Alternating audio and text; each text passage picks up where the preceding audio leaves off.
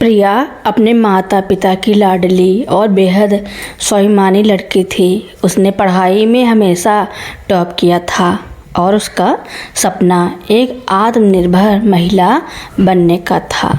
प्रिया के पिता, जो कि एक रिटायर्ड शिक्षक थे, उन्होंने अपनी जमा पूंजी लगाकर प्रिया की शादी शहर के एक प्रतिष्ठित और संभ्रांत परिवार के लड़के नितिन से तय की। नितिन खुद एक बड़ी कंपनी में मैनेजर था। शादी बहुत धूमधाम से हुई। हर कोई प्रिया की किस्मत की तारीफ कर रहा था। शुरुआत में सब कुछ बहुत अच्छा था और नितिन, उसके माता पिता प्रिया के साथ बहुत प्यार से पेश आते थे। लेकिन धीरे धीरे घर की चमक दमक के पीछे छुपा असली चेहरा सामने आने लगा। शादी के कुछ महीनों बाद ही नितिन और उसकी माँ की बातों में बदलाव आने लगा। एक दिन सुबह की चाय पर नितिन की माँ ने ताना मारते हुए कहा, प्रिया, तुम्हारी सहेली की शादी में तो उसके पिता ने दामाद को विदेश घूमने का पैकेज और एक बड़ी गाड़ी दी है। हमारे यहाँ तो सब कुछ बहुत साधारण ही रहा। प्रिया को यह सुनकर बहुत धक्का लगा, लेकिन उसने शांति से जवाब दिया, मम्मी जी, मेरे पापा ने अपनी क्षमता से बढ़कर मुझे अच्छी शिक्षा दी है और इस शादी में भी कोई कमी नहीं छोड़ी। लेकिन बात यहीं नहीं रुकी। अब हर छोटी बात पर प्रिया के मायके को घसीटा जाने लगा। नितिन, जो पहले प्रिया का समर्थन करता था, अब अपनी माँ की हाँ में हाँ मिलाने लगा था। उसने प्रिया पर दबाव बनाना शुरू किया कि वह अपने पिता से कहकर बिजनेस शुरू करने के लिए पैसे का इंतजाम करवाए। प्रिया ने साफ मना कर दिया। उसने कहा, मैं खुद नौकरी करूँगी और पैसे कमाऊँगी, लेकिन अपने पापा पर अब और बोझ नहीं डालूँगी। यह बात ससुराल वालों को चुभ गई। अब प्रिया पर मानसिक दबाव और बढ़ गया। उसे घर में अकेला कर दिया गया।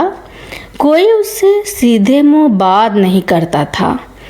एक दिन जब प्रिया के पिता ने उसे फ़ोन किया तो प्रिया की रुआसी आवाज़ सुनकर वह सब समझ गए।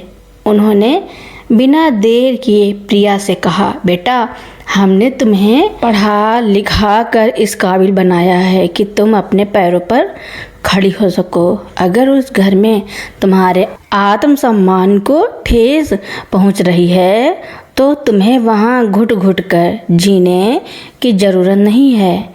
अगले ही दिन प्रिया के पिता उसके ससुराल पहुंचे।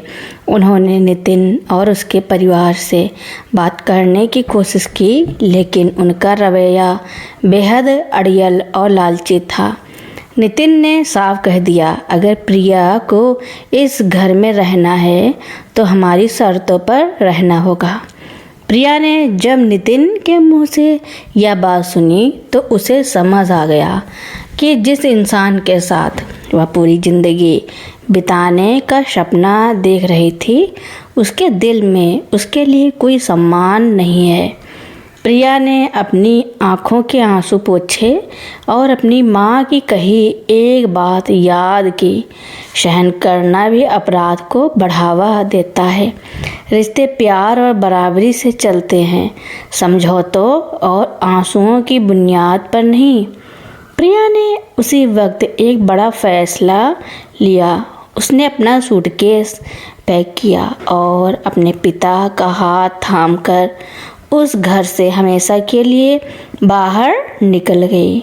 नितिन और उसके परिवार को लगा कि प्रिया डर कर वापस आ जाएगी, लेकिन वो गलत थे। घर लौटकर प्रिया ने रोने में वक्त जाया नहीं किया। उसने पुलिस में मानसिक उत्पीड़न और दहेज प्रताड़ना की शिकायत दर्ज कराई। उसके पास नितिन और उसकी माँ द्वारा भेजे गए मैसेजेस और कुछ वॉइस रिकॉर्डिंग थी जो उसकी बात का पुख्ता सबूत थी। अदालत में केस चला। नितिन के परिवार ने बदनामी के डर से समझौते की बहुत कोशिश की, लेकिन प्रिया अपने फैसले पर अडिग थी। आखिरकार सबूतों के आधार पर अदालत ने नितिन और उसके परिवार को दोषी करार दिया और उन्हें सजा हुई। इस कानूनी लड़ाई के साथ साथ प्रिया ने एक नामी कंपनी में नौकरी हासिल की। कुछ ही सालों में वह अपनी मेहनत के दम पर एक सफल मुकाम पर पहुंच गई। आज प्रिया कमज़ोर लड़कियों के लिए एक मिसाल बन चुकी थी। उसने साबित कर दिया कि बेटियां सहने के लिए नहीं बल्कि आसमान छूने के लिए होती हैं। जब भी उसके पिता उसे देखते, गर्व से उनकी छाती चौड़ी हो जाती। प्रिया की संस्था स्वाभिमान फाउंडेशन अब उन सैकड़ों लड़कियों के लिए उम्मीद की नई किरण बन चुकी थी, जो किसी न किसी रूप में मानसिक या सामाजिक उत्पीड़न का शिकार थी। प्रिया पूरी तरह से अपने काम में डूब चुकी थी। एक दोपहर प्रिया अपने दफ्तर में बैठी कुछ नए मामलों की फाइलें देख रही थी। तभी उसकी असिस्टेंट ने आकर कहा, मैम, बाहर एक बुजुर्ग महिला आई हैं, बहुत परेशान लग रही हैं और सिर्फ आपसे ही मिलना चाहती हैं। प्रिया ने मुस्कुराते हुए कहा, उन्हें अंदर भेज दो। जब दरवाज़ा खुला और वह महिला अंदर आई तो प्रिया के हाथ में थमी फाइल वहीं रुक गई। सामने कोई अजनबी नहीं बल्कि नितिन की माँ प्रिया की पूर्व सास खड़ी थी। उनके चेहरे का वह पुराना अहंकार अब पूरी तरह गायब हो चुका था। आंखों में आंसू और चेहरे पर गहरी झुर्रियाँ थी।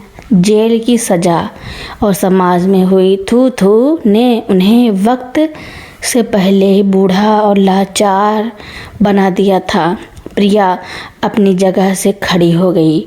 उसने खुद को संभाला और शांत आवाज़ में कहा, आप यहाँ बैठिए। नितिन की माँ कुर्सी पर बैठने के बजाय प्रिया के सामने हाथ जोड़कर रोने लगी। उन्होंने कांपती आवाज़ में कहा, प्रिया, मुझे पता है कि मैंने तुम्हारे साथ जो किया उसकी कोई माफ़ी नहीं है। हमारे लालच ने हंसते खेलते घर को बर्बाद कर दिया। सज़ा काटने के बाद जब हम बाहर आए तो समाज ने हमसे मुंह मोड़ लिया। नितिन की नौकरी चली गई और अब कोई उसे काम देने को तैयार नहीं है। हम पाई पाई को मोहताज हो गए हैं। प्रिया चुपचाप सुनती रही। उसकी आंखों के सामने वह दिन घूम गया जब इसी महिला ने चाय की टेबल पर उसे ताना मारा था। लेकिन आज परिस्थिति पूरी तरह बदल चुकी थी।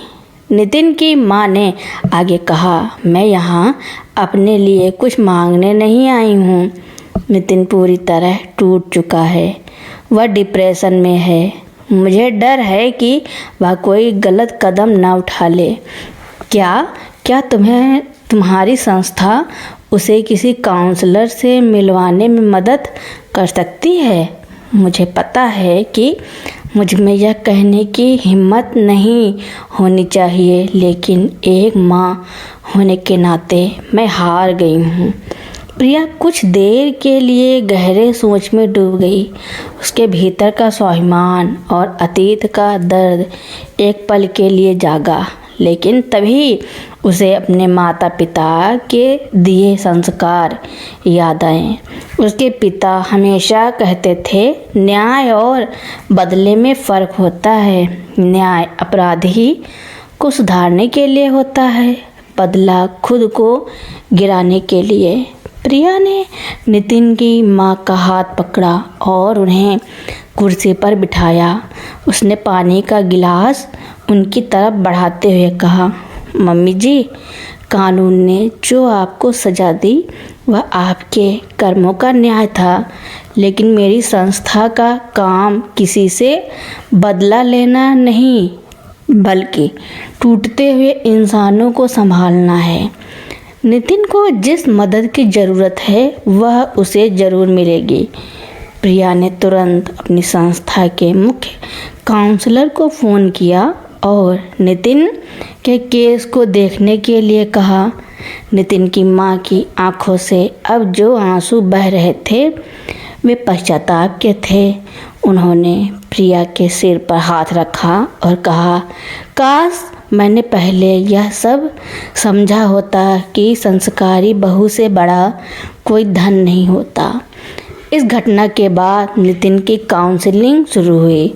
धीरे धीरे उसकी स्थिति में सुधार होने लगा। उसने प्रिया से सीधे मिलने की कोशिश नहीं की क्योंकि वह अपनी नज़रों में गिर चुका था, लेकिन उसने अपनी माँ के जरिए प्रिया तक एक पत्र भिजवाया जिसमें सिर्फ एक लाइन लिखी थी, मुझे माफ़ करना प्रिया, तुमने आज अपनी अच्छाई से मुझे मेरी असली औकात दिखा दी। प्रिया ने उस अतीत को हमेशा के लिए पीछे छोड़ दिया था। उसके लिए असली जीत नितिन के परिवार की बर्बादी नहीं थी, बल्कि उनकी सोच का बदलना और खुद का एक मजबूत इंसान बनकर उभरना था। कुछ महीनों बाद स्वाभिमान फाउंडेशन को राज्य सरकार की तरफ से महिला सशक्तिकरण का सर्वोच्च सम्मान मिला। समारोह में जब प्रिया स्टेज पर ट्रॉफी लेने पहुंची तो पूरा हॉल तालियों की गड़गड़ाहट से गूंज उठा। सामने बैठे उसके पिता विनोद जी की आंखों में खुशी के आंसू थे। प्रिया ने माइक संभाला और कहा, यह सम्मान सिर्फ मेरा नहीं है, यह हर उस बेटी का है जो यह मानती है कि उसका सम्मान किसी भी महंगे समझौते से कहीं ज़्यादा कीमती है। तो दोस्तों, मेरी कहानी सुनने के लिए आपका बहुत बहुत धन्यवाद। ऐसी ही कहानियाँ सुनने के लिए मेरे चैनल को लाइक, कमेंट, शेयर, सब्सक्राइब एवं बेल आइकन का बटन दबाना ना भूलना, ताकि मेरी नई नई कहानियाँ आप लोगों तक पहले ही पहुँचती रहें।